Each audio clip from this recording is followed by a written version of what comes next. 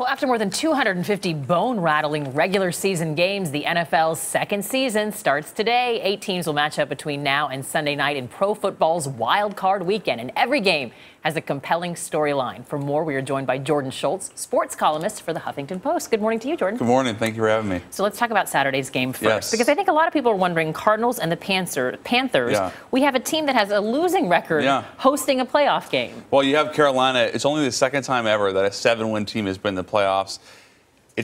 I feel like people are picking Carolina. They're a big favorite at home. Arizona was 9-1. They have the best record in the NFL. They lose their quarterback. Then they lose their next quarterback. Now they have a third-string quarterback that was the 9th quarterback drafted 2 years ago. It's really an interesting game for a lot of reasons. I would pick Carolina at home. I think it's closer than people think. Cam Newton, their quarterback, former #1 pick, is hoping for the first playoff win of his career. Right. Next, you got the Baltimore Ravens visiting the Pittsburgh Steelers. This is the third time they've met in 7 seasons in the playoffs, but a key player is missing here. Yeah, Pittsburgh doesn't have Le'Veon Bell, perhaps the best running back in the NFL, and All-Pro.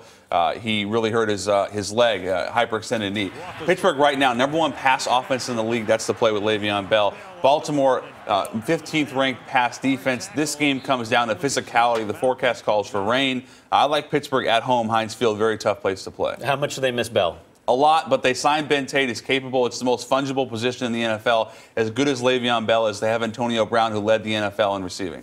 Let's talk about the shoes of Shoe. Yeah. Because initially he was suspended for the steps that everyone was talking about. Now he will be available in Detroit versus Dallas. How does that change things? This game, to me, comes down to Tony Romo, who's hoping for his second playoff win ever. They have 3 legitimate MVP candidates, Tony Romo, DeMarco Murray, and Dez Bryant versus Detroit. Now, Detroit, one thing about them is Matt Stafford, their quarterback, also a former #1 overall pick, has yet to get a playoff win. That team, that franchise, is desperately hoping to get an identity of winning. Dallas, only 1 playoff win with Tony Romo, wants the same. This game is in Dallas. This is a close game. I like the Cowboys. So how important is this for Tony Romo, this game? It's enormous because for the first time in his career, guys, he's really had that great second half. He's been known to fold under pressure. And the interesting thing about him is he's 7th all-time in fourth quarter comebacks. So there's a perception about him that maybe isn't true or fair, but he has had playoff disasters before, and this is a big opportunity for him to right that ship. Well, speaking of comebacks, let's talk about the Bengals. They've not won in 23 years. Yeah, 24. 24. Yeah. Oh, but who's counting? I looked up something. The last time the Bengals won a playoff game, MC Hammer's "You Can't Touch This" was #1 on the Billboard.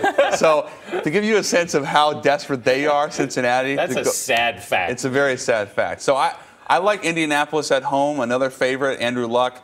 But listen, Cincinnati's a very capable, physical team. Their coach, Marvin Lewis, has never won a playoff game 0-5. Do you see any of these wild card teams winning next week? I think out of all of them, there's 2. Indianapolis and Dallas are probably the most dangerous, and that's because they both have great offenses with quarterbacks that can light you up and win a game single-handedly. But in general, I think both those teams, despite being dangerous, I think they falter next week in the divisional round. I'm from Dallas, so I'm happy to hear you say Dallas. Big win for Dallas today, I think, tomorrow. Jordan Schultz, thank you so much. Thank you. And a reminder, the coverage of the Cincinnati Bengals and the Indianapolis Colts begins tomorrow at 1 p.m. Eastern, noon Central, right here on CBS.